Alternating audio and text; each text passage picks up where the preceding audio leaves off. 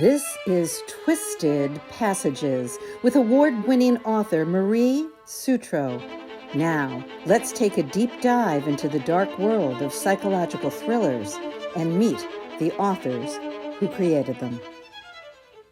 Hello, and welcome to Twisted Passages. I'm your host, Marie Sutro, and today we'll be talking to phenomenal author KT Nguyen about her new release, You Know What You Did. Welcome, Thank you KT. so much. Thank you. Thank you for having me. I am so excited for you to be here. Before we dig in, would you be kind enough to give our listeners an overview of the story? I'd love to. I actually like to start off by describing You Know What You Did as a cross between The Shining and Celeste Ng, because there's psychological horror, a slow descent into madness in the first part of the book, and then it kind of also has themes of family drama and immigrant stories. So that's where I start out, just to give people an idea. And it's the story of Annie Shaw, who's a first generation Vietnamese American artist. Her mother dies. Her mother's a refugee of the Vietnam War. And when her mother dies, Annie's life starts to unravel in a big way. She has dormant obsessive compulsive disorder. Her obsessive compulsive disorder starts coming back, but this time the intrusive thoughts in her head seem to be manifesting themselves in real life. She wakes up wakes up in a hotel room naked next to a lifeless body, and then that's the thriller part of it. We'll see what happens. And it is just as bone chilling. The way you paint those scenes are just as bone chilling as one might think, based on that little teaser you gave. Thank you. It was an amazing read. It was so suspenseful. The mental decline, kind of as you hinted at, was absolutely so powerful and so intimately scary for the reader, because you're going breath by breath through this with Annie, the main character, and you're really feeling like it is unraveling.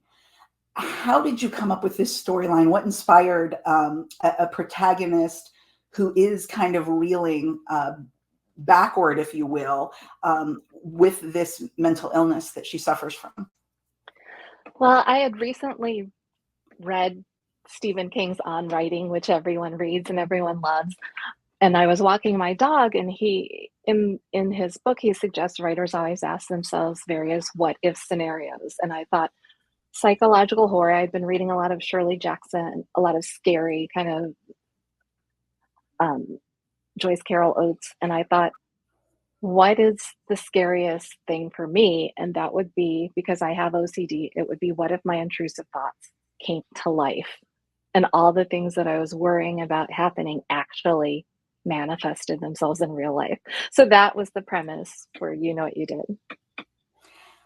Was that difficult for you as a person to go to those places and say what if? Because as I understand it, OCD is based on a lot of this could happen, or this could happen, or this could happen. So was that particularly tough for you beyond what it normally would be as a writer?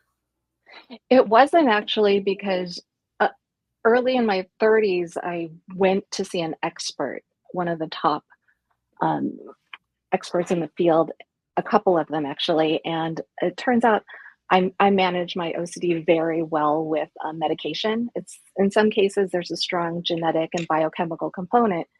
And I was lucky. I didn't need to do a lot of exposure response therapy, which is usually the first course of action. You expose yourself to the stimuli. But I actually, just medication turned my life around completely. And it's just important to see an expert and get an accurate diagnosis.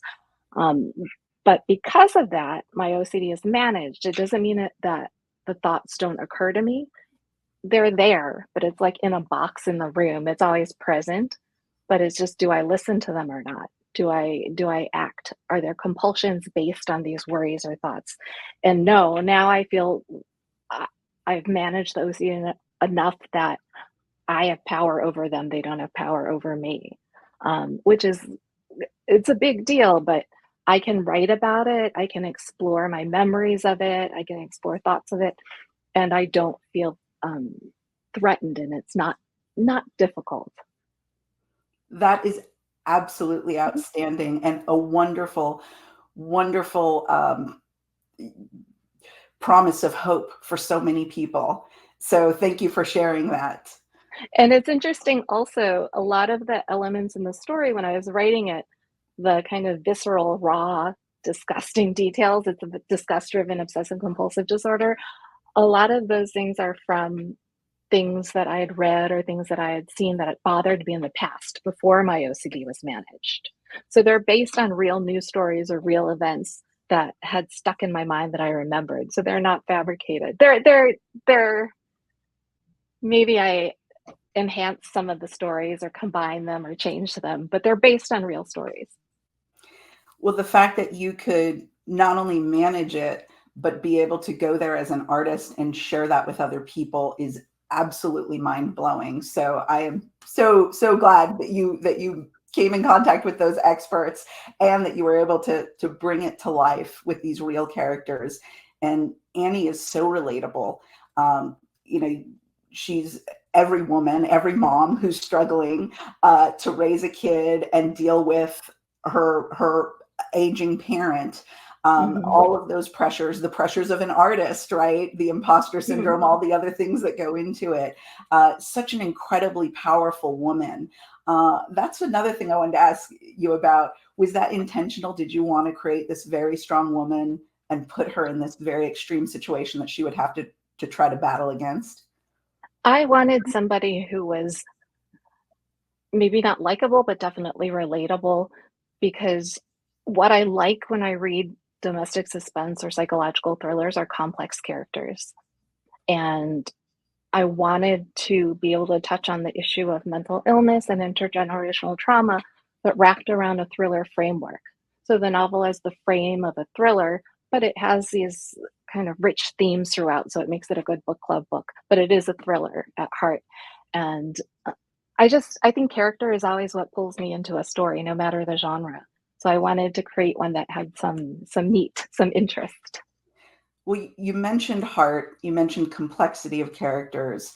One of the characters that you mentioned, her mother, is an incredible character because, as you gave us at the outset, she survived and escaped from the Vietnam War, and Mhm. that does not come from a place where you emerge scarless. There's going to be a lot of baggage with that. She also comes to a new world and a new culture and has to adapt. Yet her daughter Annie is just born here and just kind of knows this is her world, right? Uh, Mhm. can you talk a little bit about what that meant in terms of intergenerational trauma that you also touched on, and just what you wanted to dig out, because that was so extremely powerful and really, again, getting back to your word heart, it tugged on my heartstrings so much. Oh, I think a lot of people who, whether they came from another country or a country of immigrants, or their parents or their grandparents did, or maybe they're war refugees from there certainly are plenty of wars, whether they're war refugees and come here, you're expected once you come to the United States that you think everything's going to be amazing. And there's this expectation and pressure, but the reality is it's exceedingly difficult. I think in the character of Annie's mother came to the country when she was in her early 30s or something, when she was pregnant with Annie. Imagine at that age rerouting yourself and just coming to an entirely new land, not knowing the language, not having a job, not having a home, um, but you're expected to succeed. There's a lot of pressure there. And I think there's just a lot of mental baggage that gets tucked away and not dealt with. And that's the issue with Annie's mother. She has a hoarding disorder. She had to leave everything behind, drop everything. And then when she comes to this country, she feels unsafe. She starts collecting things and building up walls around herself so she feels safe. And the levels of hoarding in former in veterans and refugees is actually a lot higher, OCD and hoarding, than the regular population. And I think it's a common, PTSD can contribute to it.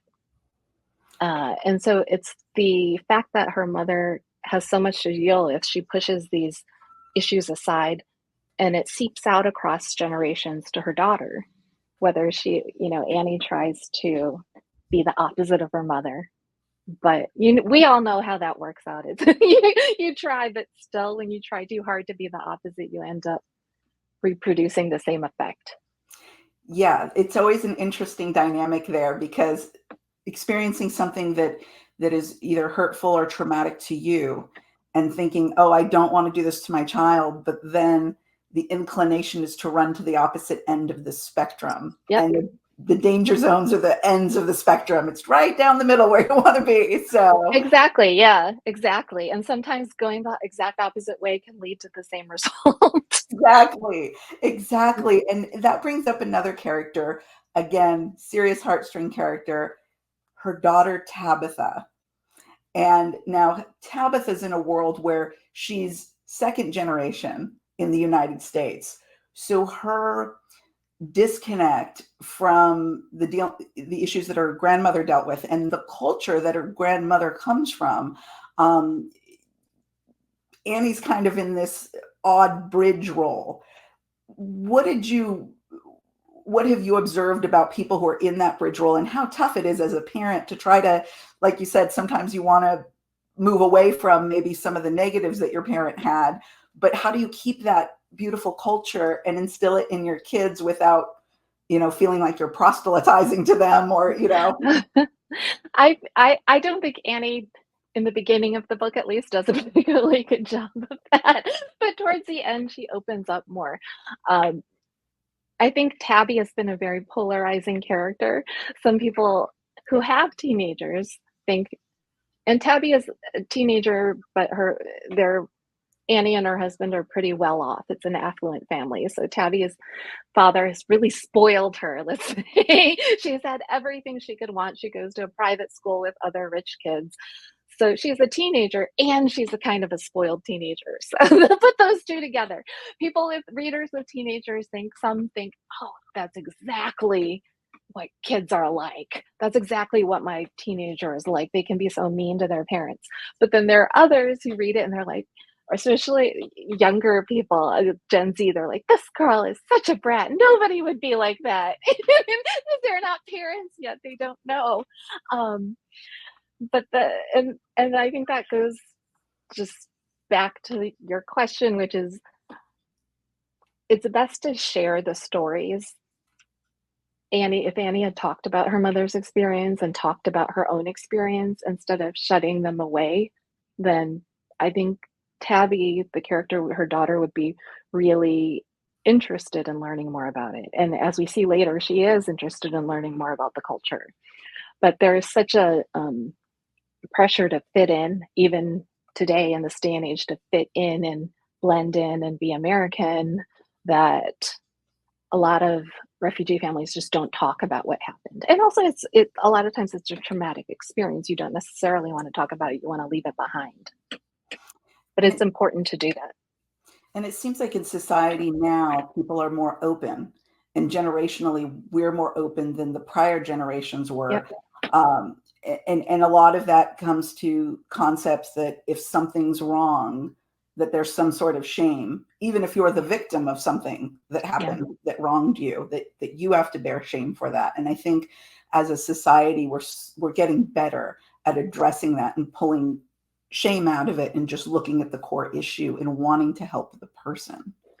Thankfully, hopefully, it continues that way. I think that's why this podcast and why reading is so important, because reading breeds empathy. You see the world through someone else's eyes and learn someone else's perspective. And I think that just helps open up the channels for communication. I do too. And I one of the reasons, again, I'm so glad that you wrote this book, you addressed this issue of OCD the way that you did with the main character, and letting us kind of get in her head about it, instead of just being, a little peripheral side character who's just bringing some sort of color into it. For those, it's a very common challenge for people. And for those who have it in their family, for those who think they might have a little bit of it, for those who might be in denial of it, the fact that you're bringing it to the fore is so incredibly important. And like you said, through the empathy of reading, people see things in a different way. So thank you. Thank you for discussing it. I mean, I think 2 to 3 million Americans right now are experiencing OCD. That's a lot of people, and that's just, reported cases. I didn't know I had OCD until my late 20s. It's interesting. The onset is often like around puberty, but I didn't realize because I have like anti-disgust driven obsessive compulsive disorder, and it's a very different form than what you see on TV and portrayed in the media, which is just a quirky habit or somebody it's treated lightly, it's a joke, they're too neat, something like that. The reality is intrusive thoughts can take over your life and they can just be debilitating. And that was what my case was like. And after this book has come out now, it's been out 4 months, I've received a lot of positive response from people who have OCD and are just excited to see themselves on the page. It, it can be a very serious disorder. Yeah, it's not, I think it's important what you just said about the quirky element. And I think that's how a lot of people, and I appreciated the way that you showed her, kind of spiraling backward with it. It was very progressive. And I think it was very educational for people to understand it's not just, oh, you know what, I wash my hands a few extra times. Or maybe I don't want to use these towels versus those towels. Or, oh, let me walk back and go open that door again. Well, why are you doing Yeah, that? it could be that, but if that's your case, it's probably not interfering with your life. It's probably not a very severe case of it. It's definitely something that if I hadn't sought help from an expert, my life would be completely different. I probably never would have written this book, for example. It's just one of those, it's almost like a sliding doors thing where your life would just take a totally different turn. So I encourage people, if you suspect you might have it or someone in your family, to seek expert advice. You just mentioned family. And whenever anyone's dealing with any kind of debilitating difficulty in their life, whether it's physical, whether it's emotional, we often look to our family first. And unfortunately, not every family is perfect. What do you think we could do better as families to maybe see the signs of things? Do you think there is a way for families, or do you think it's just, through education to be able to see the signs, especially for parents, if this is starting to show in those teenage years? Well, OCD specifically, I think the International OCD Foundation, if you look up their website, they are highly reputable and they have all these great resources and links to experts who are certified in various areas of around the world. And they have tons of resources that you can read and educate yourself, or refer your child to it. If you just want to give them a link, no pressure, let them look at it too. I think a big step is just to have the conversation and to talk about it. I think in immigrant families, especially mental health, Asian immigrant families, mental health is still a taboo topic, like seeing a psychiatrist. That's a difficult topic. It's less so and less so, as you said, with each generation, but I think it's just kind of being willing to go there with it.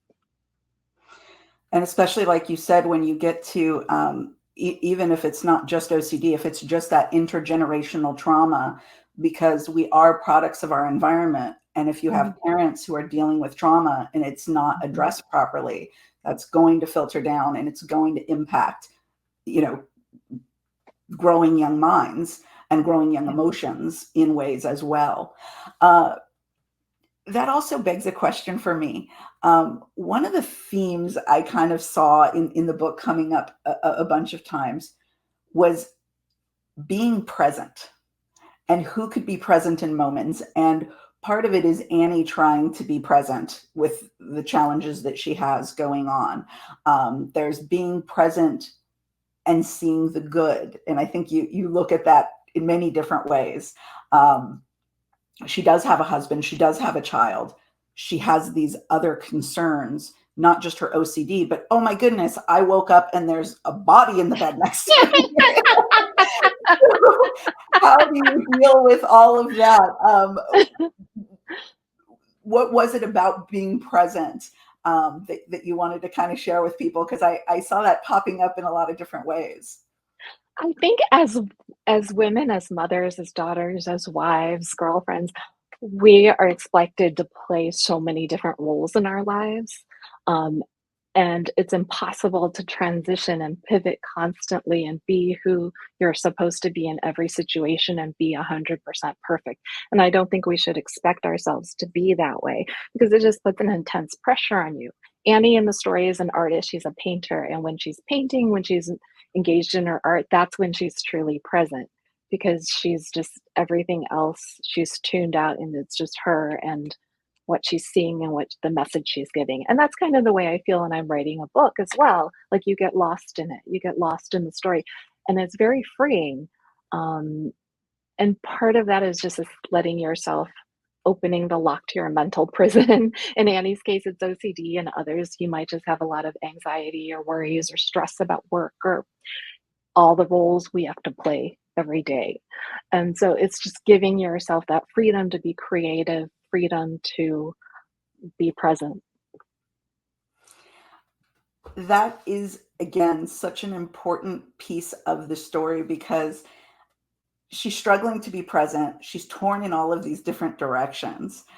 How did you pull out yourself? And I mean, did you just have this like amazing whiteboard going on, or how did you keep track of all your details? Because even from the details of things she would fixate on with her OCD and just the interconnectedness of the entire story and how it all comes together is absolutely so powerful to me. And every memory she has of her mother, everything was so well seated, and there were just all the little pins in the cork board with all the strings tying it together. Was that difficult?